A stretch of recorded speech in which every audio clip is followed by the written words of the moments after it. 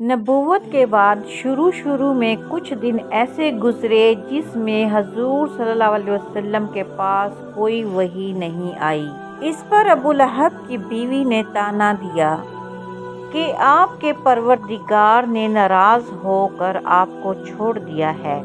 तो उस वक्त प्यारे नबी की तसल्ली के लिए अल्लाह ताला ने सूरत दुहा नाजिल की, जिसमें अल्लाह ताला ने चाशत के वक्त की कसम खाकर और रात के वक्त की कसम खाकर प्यारे नबी को ये बता दिया है कि मैंने तुझे नहीं छोड़ा और ना ही मैं बेजार हुआ हूँ। और साथ ही ये भी बता दिया कि आप सल्लल्लाहु अलैहि वसल्लम का अंजाम आगाज़ से भी बेहतर होगा।